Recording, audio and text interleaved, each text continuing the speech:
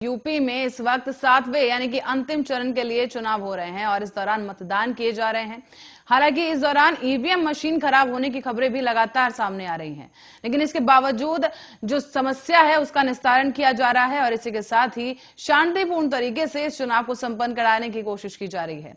हालांकि उत्तर प्रदेश में आपको बता दें कि आखिरी चरण के चुनाव के दौरान सुबह 7 बजे से ही वोटिंग शुरू की गई और अगर 9 बजे तक के प्रतिशत की आंकड़ों की बात की जाए तो उन आंकड़ों को देखते हुए ये सामने आ रहा है कि इस बार काफी धीमी गति के साथ इस बार मतदान किए जा रहे हैं। हालांकि इससे पहले जो 6 चरणों के लिए मतदान हुए हैं उनकी जो परसेंटेज सामने आई उसको देखते हुए भी पिछले जो चुनाव हुए थे यानी 2017 में उसके मुकाबले इस बार काफी कम मतगणना हुई है और काफी कम मतदान इस बार किए गए हैं। हालांकि इस बार पूर्वांचल को साधने की यहाँ पर कोशिश है सभी पार्टियों की तरफ से। पूर्वांचल में 9 सीटों की 54 सीट पर मतदान इस वक्त हो रहा है और इस आखिरी चरण की वोटिंग में कई तरह की बातें और आरोप भी अब तक सामने आने शुरू हो गए हैं। हाल ही में मंत्री रविंद्र जायसवाल ने ईवीएम से छेड़छाड़ का आरोप लगाया, जबकि केंद्रीय मंत्री महेंद्र नाथ पांडेय का ओपी राजभर पर एक बड़ा दावा यहां पर सामने आया है कि वो तो चुनाव हार रहे हैं, उनका बेटा भी होगा पराजित।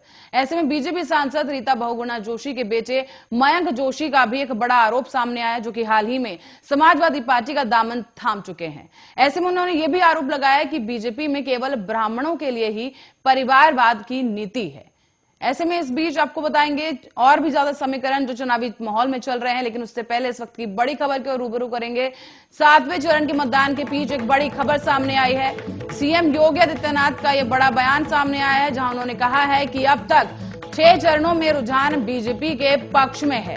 7वां चरण भी बीजेपी के पक्ष में रहेगा और इसी के साथ ही आश्वासन दिखाते हुए और आश्वस्त होते हुए यहाँ पर सीएम योगी आदित्यनाथ दिख रहे हैं, जहां उन्होंने साफ शब्दों में कह दिया है कि 7वां चरण भी बीजेपी के पक्ष में रहेगा। आपको बता दें कि सीएम योगी आदित्यनाथ का बयान आया है, जहां पर उन्होंने कहा कि सीएम योगी ने कि बीजेपी के पक्ष में ही इस बार परिणाम होगा। इस बार फिर एक बार 300 के पार बीजेपी सरकार पहुंचेगी।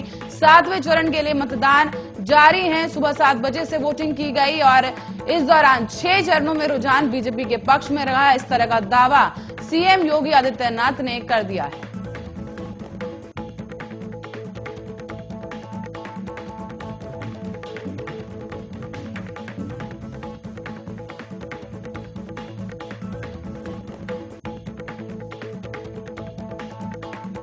और उत्तर प्रदेश विधानसभा चुनाव के नतीजे 10 मार्च को घोषित किए जाएंगे। राज्य में 7वें चरण का मतदान 7 मार्च को होगा और वहीं पे अब राज्य में 6 चरण के मतदान किए जा चुके हैं।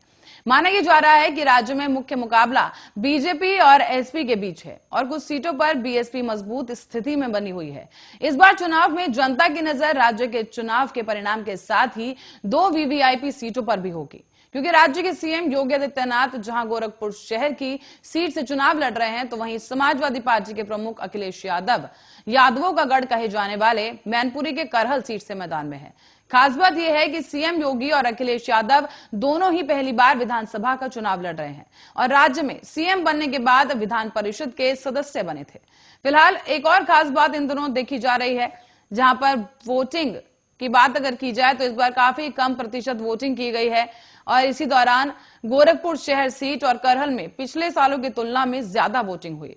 हालांकि इसके बाद दोनों ही नेता अपनी बड़ी जीत के दावे करते नजर आए। अगर बात मुख्यमंत्री योगी आदित्यनाथ के विधानसभा क्षेत्र गोरखपुर शहर की करें तो इस बार 2012 और 2017 की तुलना में ज्यादा वोट पड़े हैं। इस बार गोरखपुर शहर में करीब 56.23% वोटिंग की गई, जबकि 2012 में इस सीट पर 46.19% वोटिंग की गई थी, जबकि 2017 के चुनावों में इसी सीट पर करीब 50.58% जनता ने मताधिकार का प्रयोग किया था।